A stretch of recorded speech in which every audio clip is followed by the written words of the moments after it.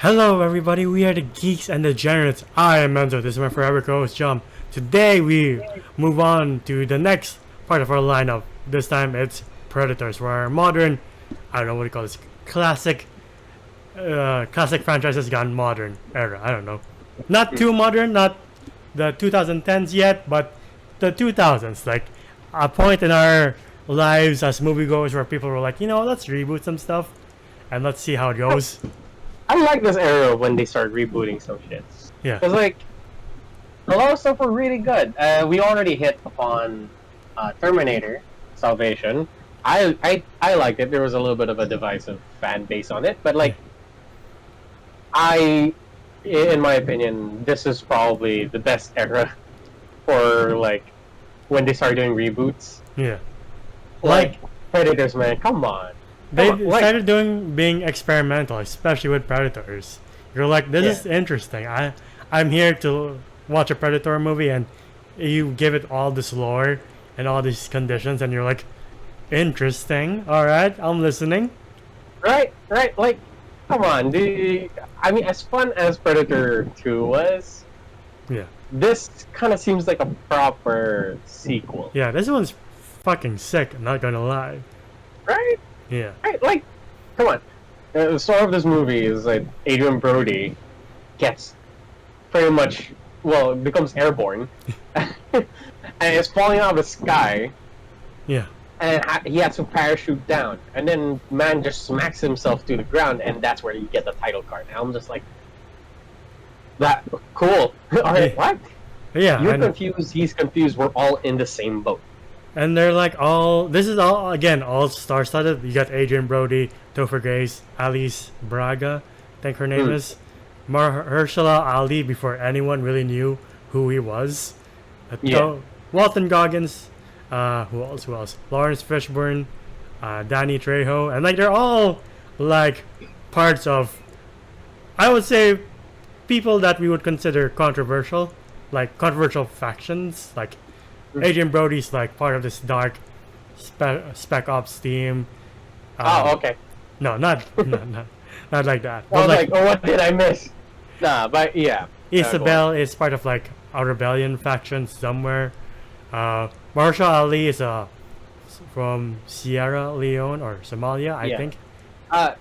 Isabella is part of the IDF. Not too familiar what that is. Israeli Defense. Israeli. I was off. Shit. Yeah. Damn. Danny Trejo is part of like the cartel, and Walton. Both Topher Grace and Walter Goggins are like, eesh. Walton. Yeah. Yeah. Like there is a plot twist when it comes to Topher Grace, which I did not notice when I first watched this. When I got a little bit older and I started like listening to the dialogue a little bit better, I do like it. I'm like, right, they're piecing it together as they're there. Like, they're going throughout this entire jungle. They don't know what's happening, but they're running into different people. Yeah. But again, these people are in like bad company. Yeah. You know, like, well, that doesn't necessarily be in bad company. They're either military or have been in the area of killing people. Well, some are objectively bad, like Walton Goggins, and you're like, yeah, he's too far gone. He has to die. that guy is brave way of dying. Yeah, Topher Grace too, just because you don't know his extent, and that scares you. This is the part where I was like, kind of, look, we're gonna spoil Topher Grace's like thing. The entire time I was watching this movie, I was just like, that's right. He's specialized. You're IDF. You're Black Ops. Sierra Leone and like the cartel. I was like, yeah, you guys are all been in battle or have killed someone. Yeah. Is he just a bad doctor? Like, did he just accidentally kill, like, I don't know, 100 people by accident? Yeah, like your wrong vaccine? What you do? And then the Predators were like, get him. You're like, why? Right, and then, in my opinion, people say it was kind of dumb. Some people say it was kind of dumb. But I kind of liked it when we're like, why did they give us a character that had zero correlation with anybody in this like team? Then we find out he's a serial killer. I was like, Yeah. He's a got more us there. some more subtle serial killer than Walton Goggins. Yeah, he's like pulling a Ted Bundy here. I'm like, Yeah. ah, Yeah. And like they're all like you wouldn't wanna like if it was a normal situation you're like I don't trust these people. But since they're all together, they like discover like, hey, we're being hunted. Two, most importantly, we're not in our world. So what the fuck is happening? I think this movie also introduces the dogs of the Predator. Like Predator 2 was just again Predator 1 to Predator versus Alien 2. It was just the Predator. Here we're like, oh shit, Predator has pets. That makes sense. It's a welcome introduction to the lore. You're like, okay, what else is new? And you find out that the Predators are not always working together. Like some are better than the others, and some have this superiority complex. And you're again, this opens up the lore so much. You're like, how come this never got a sequel? I guess people didn't really like it that much. We keep getting the standard Predator costume, which I have no gripes about. I do love it, but when you start like especially with like the second movie, when you saw the different types of Predators minus the horrible green screen at their feet, like you're like, I want to see those Predators in action, and we do get that. Yeah, we get less like a very samurai-esque Predator. We get like this one Predator with tusk, and then we get like the big baddie with like the jaw attached to its helmet. I loved every single design. And I was like, I need a Predator toy. I want a Predator figure, but the one I really want the most is the guy with the jaw. Yeah, like, that thing was badass. Yeah. Oh yeah. Speaking of samurai, there's also a member of the Yakuza, and you're like, all right, we complete the set of like really bad people. No other way to say the it. bad company. But yeah, like the way I do love the pacing too. Like again, you don't really see the Predators until like almost an hour in, and you're like, I appreciate that they're taking out like people like Danny Trejo silently at first, and then after a while they're like, all right, we're not playing around anymore. It's time for the big guns. I felt that for Sierra Leone guy. Yeah, he gets speared, and you're like, that's a shame. Yeah, and I was like, this guy was clearly the there's something in the trees guy, you know? Yeah. Like he sensed shit where I'm like he's one with nature kind of deal. Yeah. Also like the fact that they introduced Lawrence Fishburne as a guy who's been like, I've been going the distance and I don't want to go anymore. Please God, there's no end to this bullshit. And you sense he's been here since, I don't know, Nam? No, it wasn't Nam. Like, because he said 10 seasons, so he's like 10 years for him? I don't know. Well, it is space. That's true. Then and his like Predator helmet was like mixed with a samurai helmet, so maybe the war on terror in Afghanistan, if I'm really stretching it. Yeah, maybe. Because he said, like, as he said, maybe 10 years and he started losing his... Yeah. But yeah, you see his relics and you're like, again, you're just like, I guess the Predators have been doing this for a fucking while. Like, centuries. Yeah. And, like, they have different ways, which I really like. It's like, it's either we get them from their home world, put them in, like, Battle Royale here in this world, or we like, get the or we just go to their planet. Yeah. Which is a lot of the Predator movies. I like this change of pace. Now they're the aliens of this world. Yeah. And now they're like trying their best to just go through it. Yeah.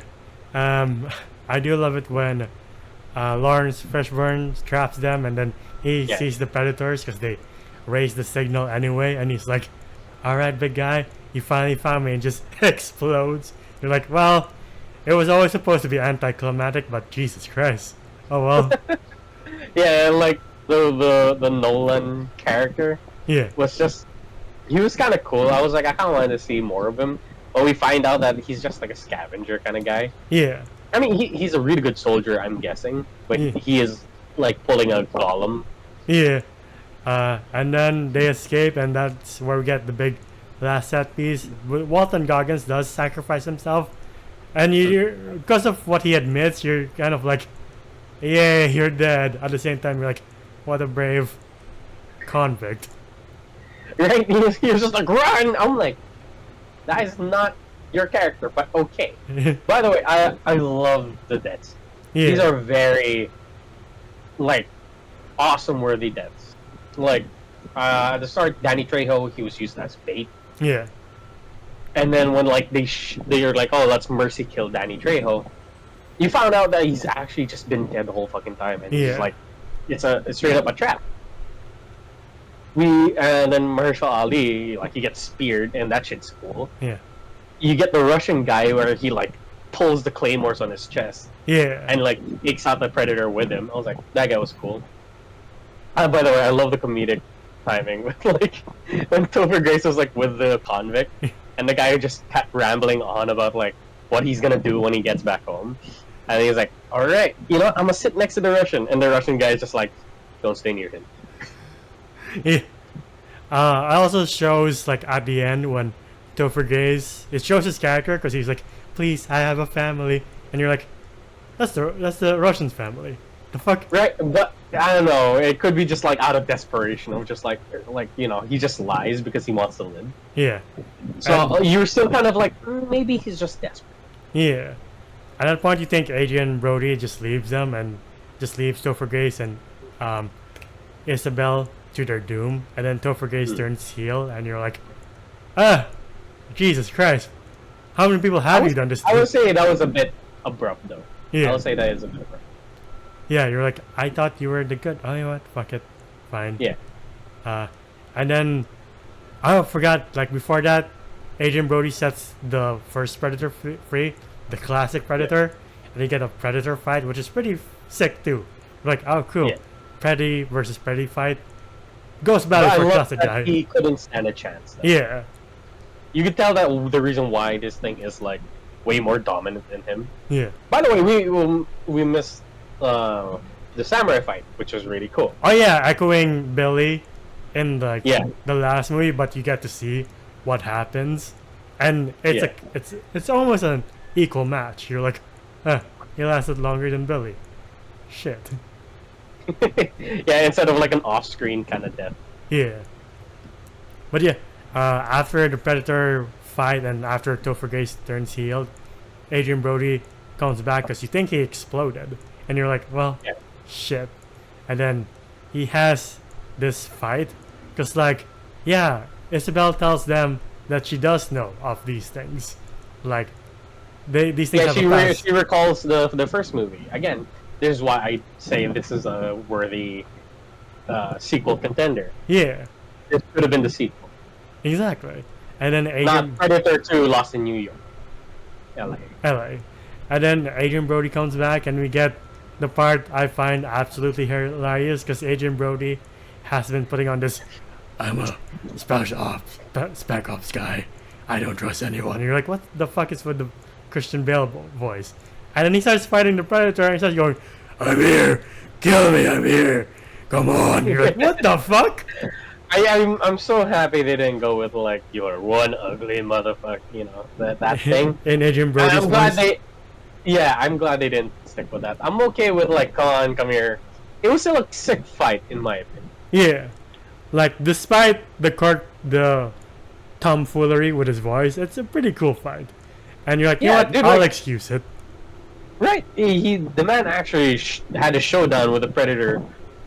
Arnie he still had the showdown, but like Arnie like kind of like he named it, and then the Predator just blew itself up as like a last hurrah. Yeah. This one legit was like decapitated, had its arm cut off. I was like, yeah, Adrian Brody did that.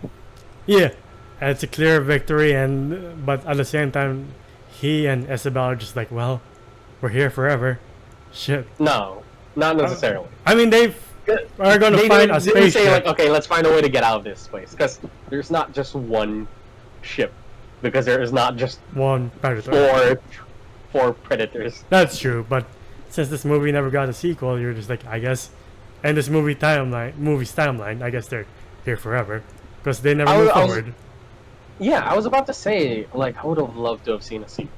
Yeah. You know, I would love to see Adrian Brody and like Isabel, sorry, his name is Royce in this movie. Yeah.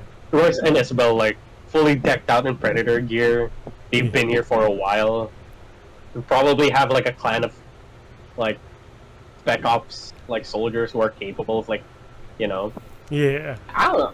I would like to see a sequel to this, and they finally get off the fucking planet. Yeah.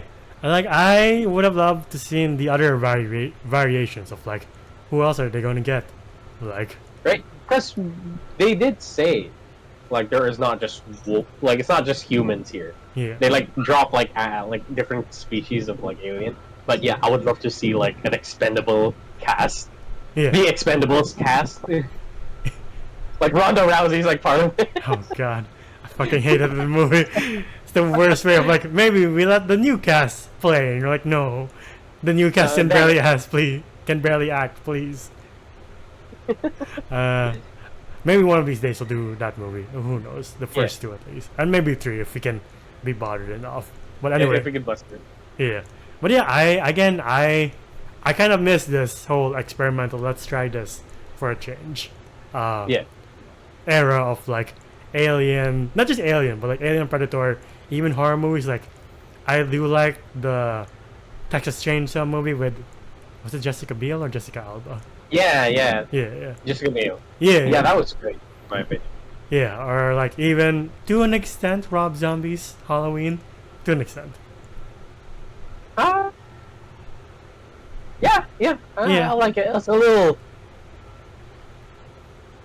little too much, but it was like tight. Yeah, again, nothing's wrong with experimenting if you get it right, you get it right. If you get it wrong, we'll just make fun of you the whole time. That's what we do here, I guess.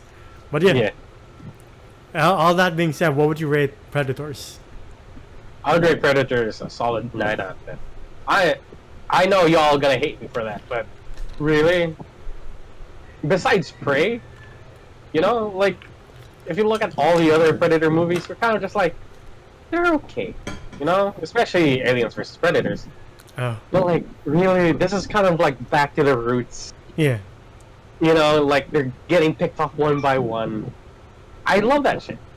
I really do. And then we got a new environment where I don't think it's the Predator's homeworld.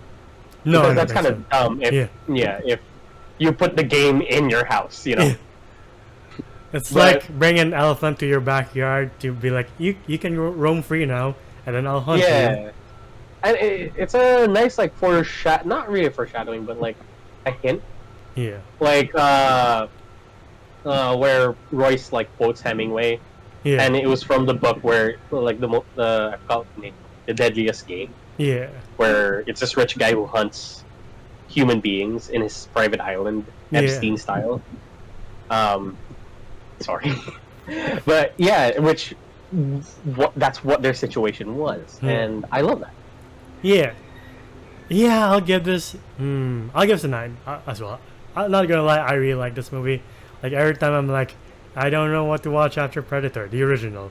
Do I really want to watch Predator 2? Not really. And then this follows. I'm like, all right, and then it's another big gap until I'm like, oh cool, Prey's back, nice. Yeah. Again, we're still up for that Samurai X Predator thing. Yeah. We really want to see that. Yeah. And then, unfortunately, between this and Prey, it's the Predator with the guy from Narcos who has his own Predator shoot by the end. And you're like, make it stop, please.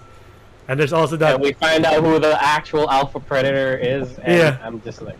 It's just phrased so wrongly. You're like, I know you mean well, but I don't think you realize what you're saying. Yeah.